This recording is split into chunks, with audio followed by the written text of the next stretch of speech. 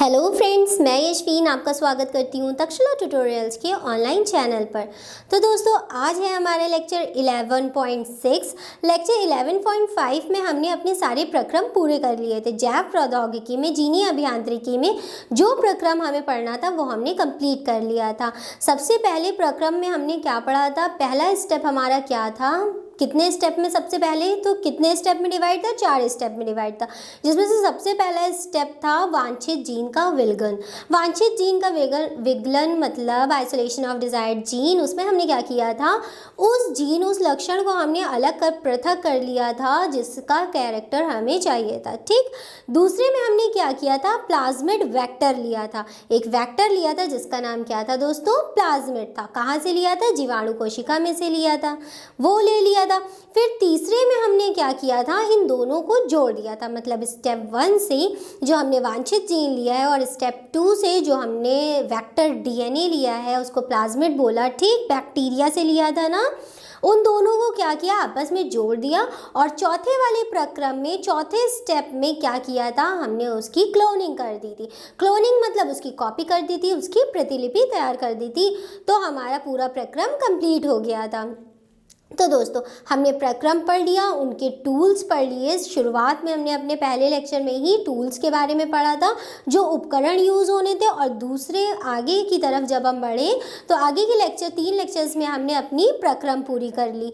प्रक्रम पूरी करने के बाद अब हम जो है पढ़ेंगे उसके आगे का एक और टॉपिक है। ये टॉपिक उससे थोड़ा सा अलग है, PCR, पॉलीमरेज चेन रिएक्शन। और आज के अपने लेक्चर में हम 2 टॉपिक्स कवर करेंगे। पहला होगा PCR, पॉलीमरेज चेन रिएक्शन जिसको कहते हैं, और दूसरा होगा अनुप्रवाह संसाधन। इन दोनों टॉपिक्स को हम आज के लेक्चर में कवर करेंगे। ये दोनों टॉपिक्स बोर्ड में शॉर्ट आंसर टाइप क्वेश्चंस में पूछे जाते हैं, या जैसे कि टिप्पणी टाइप के क्वेश्चन आते हैं कि टिप्पणी कीजिए या संक्षेप में बताइए। उसमें ये दोनों टॉपिक्स बहुत ही ज़्यादा फेमस है, बहुत पूछे जाने वाले टॉपिक्स हैं। तो सबसे पहला टॉपिक अपने आज के लेक्चर को शुरू करते हैं, और जिसमें हम सबसे पहला टॉपिक पढ़ेंगे PCR मतलब पॉलीमरेज चेन रिएक्शन। में क्या होता है कि डीएनए के खंडों को बनाते हैं, उन्हें संश्लेषित करते हैं, उनके उन खंडों को संश्लेषित करते हैं। संश्लेषित मतलब होता है, या संश्लेषण मतलब होता है दोस्तों बनाना। ठीक, उनको संश्लेषित करके क्या करते हैं? एक डीएनए कंप्लीट करते हैं, जो कि आगे जाके वेक्टर में जुड़ जाता है। स्टेप 2 जो था हमारा, वेक्टर में जुड़ जाता है। तो चलिए दोस्तों, आज का लेक्चर शुरू करते हैं, जिसमें हमें क्या पढ़ना है? सबसे पहले PCR मतलब पॉलीमरेज चेन रिएक्शन। सबसे पहला टॉपिक है हमारा PCR। इसमें क्या होता है? इस विधि द्वारा कम समय में जीन की कई प्रतिकृतियां या रेप्लिकेशन या रेप्लिकेट्स, एक ही बात है। ठीक, उनको द्विगुणन करके उनकी प्रतिलिपियां तैयार कर लेते हैं, मतलब उनकी कॉपीज तैयार कर लेते हैं। डिप्टो 2 कॉपी होती है। ठीक, प्रतिलिपियों का संश्लेषण मतलब होता है दोस्तों बनना। ठीक, किसी भी चीज का बनना। प्रतिलिपियों का संश्लेषण किया जाता है। इस कार्य के लिए एक विशेष उपकरण है जिसका नाम है थर्मल साइक्लर। ठीक, थर्मल साइक्लर में गर्म किया जाता है। PCR चक्र में मुख्य 3 चरण होते हैं, और दोस्तों हमें बस इन्हीं 3 चरणों के बारे में पढ़ना है। ठीक, सबसे पहले क्या था? इस विधि में हमने क्या किया? जीन की कई प्रतिकृतियां तैयार कर ली। वो एक उपकरण में किया जाता है जिसका नाम होता है थर्मल साइक्लर। थर्मल साइक्लर में हम इसे क्या करते हैं? गर्म कर लेते हैं। फिर PCR चक्र, ऐसा चक्र क्यों कहा गया? क्योंकि इसमें काफ़ी चक्र होते हैं, ये काफ़ी बार उसी को घूमता रहता है, तब जाके PCR यानी कि पॉलीमरेज चेन रिएक्शन कंप्लीट होती है। ठीक, इसके काफ़ी चक्र होते हैं। PCR चक्र में मुख्य 3 चरण होते हैं, और हमें इन्हीं 3 चरणों के बारे में पढ़ना है। पहला चरण है निष्क्रियकरण, दूसरा चक्र है तापानुशीलन, और तीसरा चक्र है विस्तार। ठीक, ये तीनों क्या है? चरण है, स्टेप्स हैं, जिनके बारे में हमें पढ़ना है। दोस्तों, सबसे पहले हम पढ़ेंगे निष्क्रियकरण। निष्क्रियकरण क्या होता है? अब इसके नाम ही से समझ में आ रहा है, मतलब हम किसी चीज़ को क्या करेंगे? निष्क्रिय करेंगे। निष्क्रिय मतलब उसको डल करेंगे।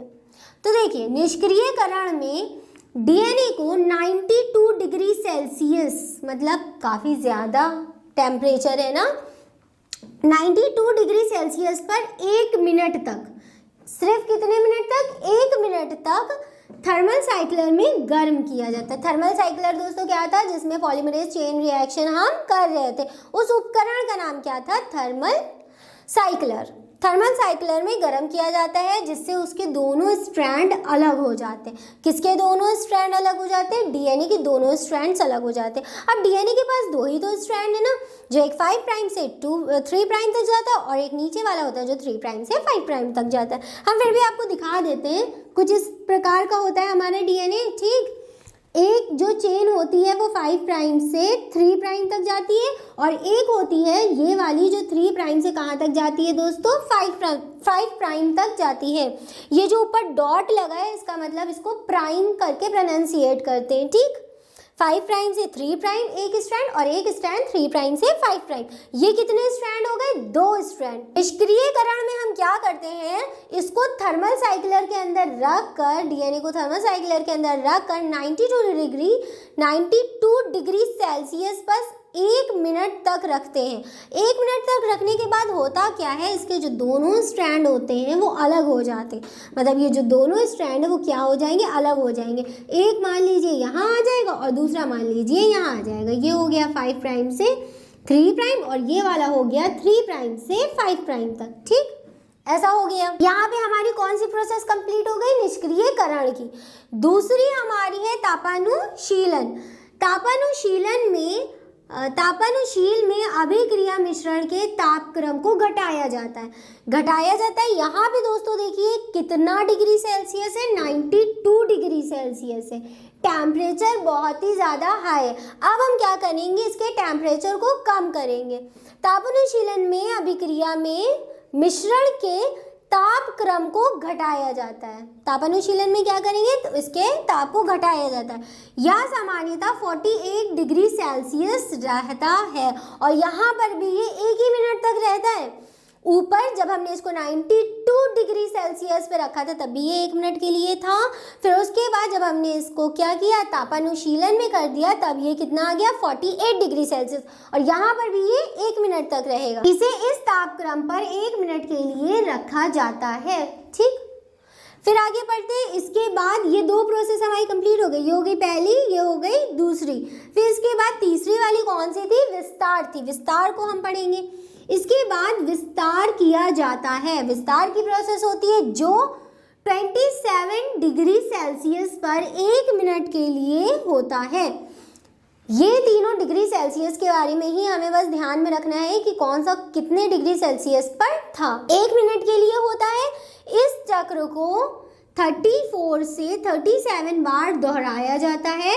इस प्रक्रम द्वारा डीएनए खंड को 1 अरब गुना तक के परिवर्धित किया जा सकता है। अब देखिए, मेन बात हम आपको बताएं इसमें होता क्या है कि सबसे पहले हम 92 डिग्री सेल्सियस पर 1 मिनट तक के इसको रखते हैं, जिसकी वजह से इसके सारे स्ट्रैंड जो होते हैं वो अलग अलग हो जाते हैं। मिश्रण था, डीएनए का मिश्रण था, उसमें इसके स्ट्रैंड्स अलग हो गए। फिर दूसरा, अब हम क्या करेंगे, इसके तापक्रम को घटाएंगे। तापक्रम को 92 डिग्री सेल्सियस से 48 डिग्री सेल्सियस पे ले आएंगे। यहाँ पर भी इसको 1 मिनट तक के रखेंगे। फिर हमारी तीसरी प्रोसेस, तीसरा चरण आता है जो कि है विस्तार का चरण। विस्तार में हम क्या करेंगे, इसको 27 डिग्री सेल्सियस पे फर्दर 1 मिनट के लिए रखेंगे और इसी चक्र को 34 से 37 बार तक दोहराएंगे। ठीक, 34 से 37 बार तक दोहराया जाता है। ये भी याद रखिएगा कि ये कहाँ हो रहा है, थर्मल साइक्लर में हो रहा है। थर्मल साइक्लर क्या है दोस्तों, उपकरण है जिसमें पीसीआर चेन रिएक्शन को कंप्लीट किया जाता है। इस प्रक्रम द्वारा डीएनए खंड को 1 अरब गुना तक के परिवर्धित किया जा सकता है। मतलब कितना ज्यादा उसको परिवर्धित कर दिया है हमने। फिर पीसीआर में डीएनए खंड के अतिरिक्त उपक्रमकों, एंजाइम, ट्रैक, डीएनए पॉलीमरेज आदि की आवश्यकता होती है। ऐसा नहीं है कि सिर्फ हमने डीएनए डाल दिया और जो है सारा उसका बहुत ज़्यादा परिवर्तित होके पीसीआर चेन रिएक्शन हो गई, नहीं, ऐसा नहीं है। इसके अतिरिक्त उपक्रमकों, एंजाइम, टैंक, डीएनए पॉलीमरेज, बहुत ज़्यादा क्लोराइड्स डाले जाते हैं जिसकी वजह से ये क्रिया कंप्लीट होती है। पॉलीमरेज की आवश्यकता पड़ती है। उपक्रमकों को 2 समुच्चय की आवश्यकता पड़ती है। उपक्रमकों को दो मतलब ये दोनों स्ट्रैंड की हो तो आवश्यकता पड़ती है। ऐसा नहीं हो सकता कि हमने किसी एक ही स्ट्रैंड को डाल दिया हो और उसी से हमारा काम चल जाए, नहीं, ऐसा नहीं हो सकता। ठीक, उपक्रमकों को दो समुच्चयों की आवश्यकता पड़ती है। एक जो होता है वो 5 प्राइम से 3 प्राइम की ओर जोन के लिए, ठीक, वो क्या करेगा, यहाँ पे बनाएगा, और तथा एक 3 प्राइम से 5 प्राइम की ओर जोन के लिए, ये वाले जोन के लिए एक और चाहिए होता है, तभी देखिए, और वापस आपस में जाके ये क्या हो जाएंगे, कॉइल हो जाएंगे जोन के लिए।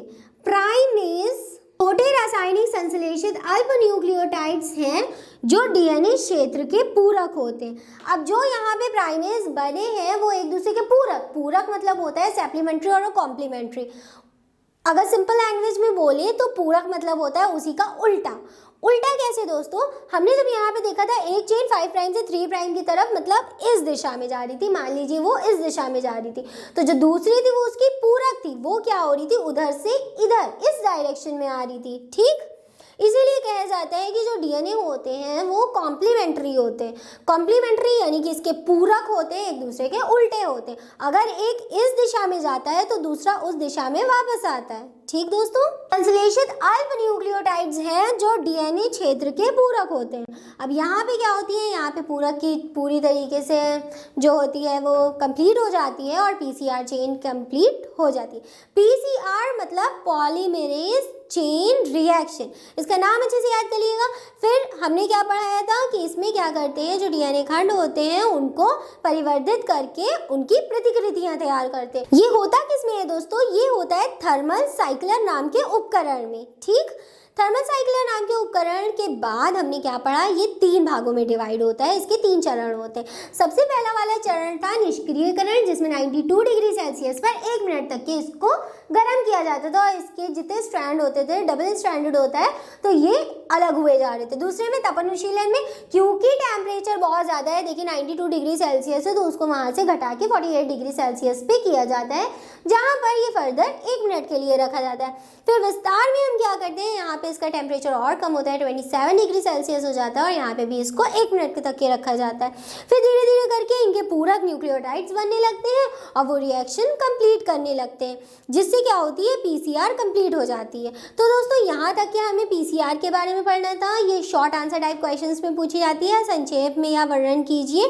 टिप्पणी टाइप के क्वेश्चंस में ये बहुत ज़्यादा फेमस आने वाला क्वेश्चन है बोर्ड में। ठीक, इसके बाद अब हमारा दूसरा टॉपिक जो हमने बताया था वो बहुत ही सिंपल सा टॉपिक है, सबको पता होता है, अनुप्रवाह संसाधन है वो टॉपिक। अनुप्रवाह संसाधन में क्या होता है कि कोई प्रोडक्ट मान लीजिए बना, अब हमने जीनी अभियांत्रिकी के थ्रू कोई भी प्रोडक्ट बनाया, तो उस प्रोडक्ट को, ठीक, उस प्रोडक्ट को मार्केट में लाने से पहले उसकी जांच करी जाती है, पड़ताल करी जाती है, टेस्ट करा जाता है। आप सभी को पता होगा कोई भी न्यूली चीज़ ऐसे ही मार्केट में लॉन्च नहीं हो जाती है, वो पूरी तरीके से लेबोरेटरी टेस्टेड होती है, लेबोरेटरी में टेस्ट किया जाता है, फिर उसको काफ़ी लोगों पे यूज़ किया जाता है, जैसे कि किसी ह्यूमन पे या किसी बंदर पे या कोई भी अदर एनिमल पे पहले यूज़ किया जाता है कि उसका कोई रिएक्शन तो नहीं हो रहा है, कि वो कहीं किसी भी चीज़ हार्म तो नहीं कर रही है, वो हमारे डीएनए से मैच कर रही है कि नहीं कर रही है। अगर वो हमारे अंदर गई, हमारे डीएनए से मैच करेगी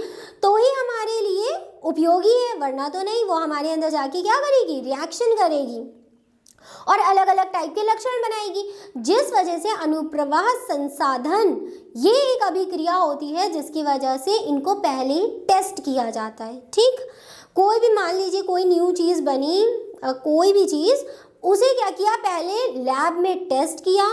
टेस्ट करने के बाद जब हमने देखा कि वो पूरी तरीके से संतुष्टि लायक है, तब हमने उसको मार्केट में लॉन्च किया। अब बहुत सारी चीज़ें ऐसी होती हैं जो कि दवाइयाँ, जैसे मेडिसिन्स, ठीक, मेडिसिन्स भी डायरेक्ट ऐसे ही नहीं बन जाती हैं। मेडिसिन्स पहले वैज्ञानिक होते हैं या जो डॉक्टर्स होते हैं, जो फार्माकोलॉजी पढ़े होते हैं, वो पहले उसको बनाते हैं। ठीक, बनाने के बाद क्या करते हैं, उनको अच्छे से टेस्ट किया जाता है कि वो एक ह्यूमन के लिए सही है, क्योंकि किसके लिए बना रहे दोस्तों, ह्यूमन के लिए बना रहे, या अगर किसी जीव के लिए बना रहे हैं, जैसे किसी जंतु के लिए, किसी पेट एनिमल के लिए या किसी वाइल्ड एनिमल के लिए बना रहे हैं, तो उसके लिए भी उसे पहले क्या करते हैं, हम टेस्ट करते हैं। जब तक कोई भी चीज़ टेस्ट नहीं हो जाती जब तक वो मार्केट में लॉन्च नहीं करी जाती है, नॉर्मल लोग उसे नहीं ले सकते और बहुत ही ज़्यादा प्रिकॉशन के साथ ली जाती है। ठीक, फिर क्या हम करेंगे कि अनुप्रवाह संसाधन में यही सब टेस्ट्स होते हैं और बस खत्म। उसके बारे में हमने पूरा नोट्स में लिख दिया है, हम नोट से ईजिली पढ़ सकते हैं, कुछ भी ऐसा नहीं है जो आपको उसमें ना समझ में आए। ठीक, आप नोट से ज़रूर पढ़िएगा, पीसीआर को एक बार पूरा पढ़िएगा नोट से, वीडियो देखने के बाद या पढ़िएगा या वीडियो देखने से पहले पढ़िएगा, नोट से लेकिन ज़रूर पढ़ा करिए। दोस्तों यहाँ पे हमारी पीसीआर चेन रिएक्शन पूरी कंप्लीट हो गई जो हमने आपको बता दी, और अनुप्रवाह संसाधन के बारे में भी जितना सफिशिएंट था उतना पूरा बता दिया। तो दोस्तों यहाँ पे हमारा लेक्चर कंप्लीट होता है। आज के लेक्चर से रिलेटेड सारे नोट्स आपको नीचे डिस्क्रिप्शन बॉक्स में मिल जाएंगे। दोस्तों सिर्फ हमारा लेक्चर ही नहीं कंप्लीट हुआ, यहाँ पे हमारा चैप्टर भी कंप्लीट हो गया है। 11 चैप्टर यहाँ पे हमारा कंप्लीट हो गया है। ठीक, इसके बाद अब हम आपको नेक्स्ट लेक्चर में चैप्टर 12 पढ़ाएंगे। ठीक, बायोटेक्नोलॉजी एंड इट्स एप्लीकेशन, जैव प्रौद्योगिकी एवं उसके अनुप्रयोग। ये भी चैप्टर इसी चैप्टर से रिलेटेड है, ये हमारी यूनिट 4 है। ठीक, यूनिट 4 में वो हमारा चैप्टर अब होगा दूसरा, और अगर नॉर्मली बेसिस पे देखा जाए जैसे कि हम लोग सीक्वेंस वाइज पढ़ रहे हैं तो वो हमारा चैप्टर 12 होगा। चैप्टर 11 हम पढ़ लें, इसके बाद हमारा चैप्टर 12 होगा। चैप्टर 12 है बायोटेक्नोलॉजी एंड इट्स एप्लीकेशन। कुछ नहीं ज़्यादा कुछ खास है उसमें, इसी चैप्टर में जो प्रक्रम हमने किए हैं उसी प्रक्रम को लेकर आने वाली चीज़ें, मतलब उसी प्रक्रम द्वारा बनाई गई चीज़ों के बारे में हम चर्चा चैप्टर 12 में करेंगे, जिससे ये वाला चैप्टर भी आपको अच्छी तरीके से और क्लियर हो जाएगा, क्योंकि जो प्रक्रम हमने पढ़ाए हैं उन्हीं प्रक्रमों द्वारा हम काफ़ी सारी क्रॉप्स, फसलें या कॉटन जैसे जिसको हिंदी में कपास बोलते हैं, वो सब बनाना शुरू करेंगे। तो चलिए दोस्तों, अब हम अपने नेक्स्ट लेक्चर में चैप्टर 12 स्टार्ट करेंगे। आज का हमारा चैप्टर 11 जो कि हम पढ़ रहे थे प्रक्रम सिद्धांत, वो दोनों यहीं पे ख़त्म होते हैं। तो दोस्तों आज के लिए बस इतना ही, मिलते हैं अपनी नेक्स्ट क्लास में। Thank you.